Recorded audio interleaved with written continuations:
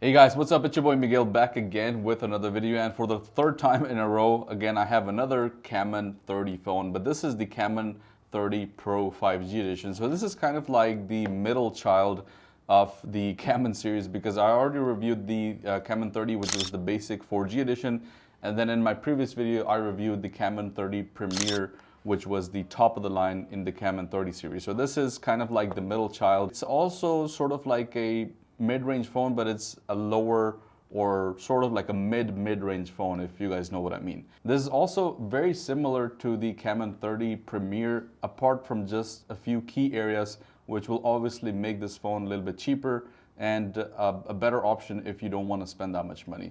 But nevertheless, this is still a very good, worthy phone in my opinion, and this kind of still ticks pretty much every single box. And the areas where it lacks are not significant in a way that they would be a deal breaker, except for maybe one or two things. But let's go ahead and see what we have. So just looking at the box, it's pretty much the exact same box. We have 512 gigs of internal storage. You have 24 gigs of RAM, but it's actually 12 gigs plus 12 gigs. It can extend if it's needed. And you also have something very similar, which is the Dymensity 8200 chip, which is the exact same chip as on the Camon 30 Premier. And the Sony IMX 890 main 50 megapixel sensor is also the exact same as the one on the Premier. So as I said, there are a lot of similarities.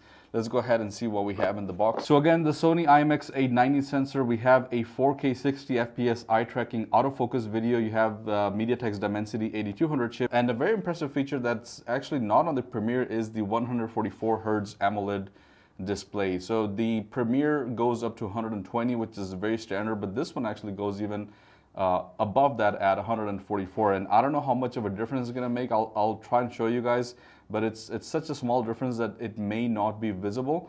And also we have the 70-watt charger, which comes standard in pretty much all the Tecno Camon 30 series, and also Dolby Atmos dual speakers, also another feature that was available on the Premier. So in the booklet we have the installation guide for the glass protector that comes out of the box, and then you also have your 12 plus 1 month of warranty, 13 months of warranty, and you have this hard case which is black in color. On this side you have your SIM pin, you have your USB-A to USB-C cable, and obviously last but not least the 70-watt charger. Alright, so the color that we have is the black color today, and this is a very squarish phone. I like how it fits on the hand. So you do get a glass back and also a glass front, but you don't get any sort of protection here, unlike the Premier, which had Gorilla Glass 5. So that is one thing, or one area where you would kind of have to sacrifice a little bit.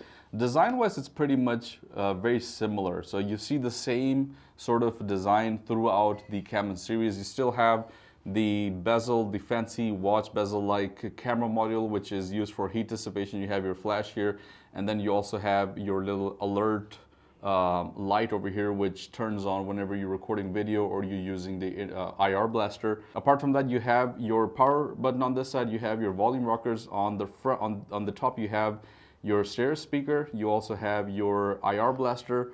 On this side, we don't have anything. On the bottom, we have another set of stereo speakers. We have your USB-C port, and we also have the SIM tray. So looking at the display, another visible difference is the quality of the display. So this is a full HD 1080p resolution display, whereas the Premier had a 1.5K AMOLED display. This is still an AMOLED, and this is 144 Hz. I don't know if it's set to 144.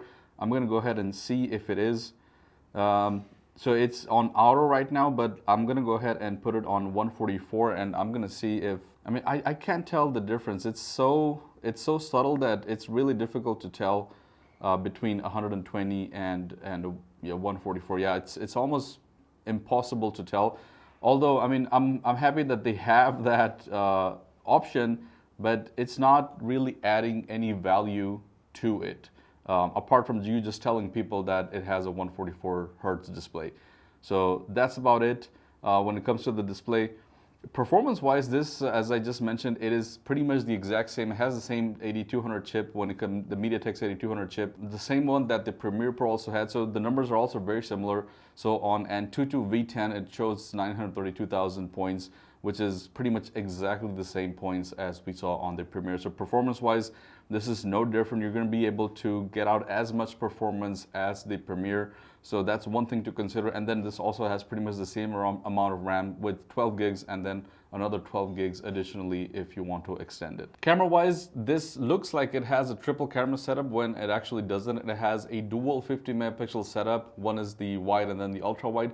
The main camera, the main 50 megapixel camera still has the same setup, the IMX 890 sensor from Sony, which is also the exact same on the Premiere Pro. So for at least for the main camera, you are going to get pretty much the same amount of quality. You have that same aperture at 1.88, which opens up pretty wide. So night photography is very impressive. It shows very vivid colors with a lot of good lighting. I like that they're keeping the same camera setup, but then you also have to sacrifice on not having the telephoto lens, which the Premiere has. The 30 Pro doesn't have any telephoto lens. It has a second 50 megapixel camera, which is the ultra wide, and then you also have a 2 megapixel depth camera, which is not really a camera in any way. You can still shoot in 4K resolution, so that's a good thing. The front camera is also a 50 megapixel camera, although I don't think it's the same one. The Premiere had autofocus and also had eye tracking. I don't think this has that, although I'm not 100% sure, and I may be mistaken, but it does have the same 50 megapixel camera. And my feedback on the front facing camera is pretty much always the same. It has that beautify factor, which I don't like, but apart from that, the colors and the lighting is pretty decent. You do get a fingerprint sensor under the display as well. That was something that I forgot to mention. And if we talk about the battery, then this also has pretty much the same 5000 milliampere battery, and with the 70-watt charger, this will charge from 0 to 50% in about 16 minutes, and then 0 to 100% in just around 50 minutes. So it kind of slows down as it goes over the 50% line to preserve the battery, which is a good thing. And this gave us a little bit of a better battery, in fact, as opposed to the Premiere. So the Premiere, I believe it gave us 13 and a half hours of endurance. This was able to give us over, I think, about an hour more, so about 14 hours and 20 something minutes is what this gave us. So the battery on this one is a little bit more efficient, and I'm maybe assuming that has to do with the display, because this has a full HD resolution display as opposed to the 1.5K resolution display, which probably is a little bit more power consuming.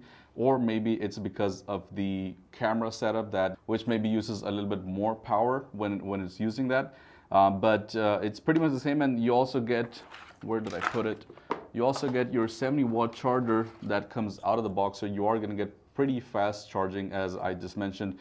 Price-wise, this is about $150 less than the Premiere, so you are saving on a little bit of money, but then you're also kind of sacrificing on some parts of the camera, the display, and the body, because this is made up of plastic. The Premiere is made up of aluminum, and it has a glass, or it has a leather back, and the front also has Gorilla Glass, and so you are getting some sort of protection. As far as IP ratings, I don't think this has any ratings at all. The Premiere had IP54, which was just a splash or sweat resistance, not really actually waterproof or water resistance in any way, but you still had a little bit of a layer of protection. This pretty much does not. So you are sacrificing some features, but as I said, they're not features that would be deal breakers. The main camera is pretty much the same.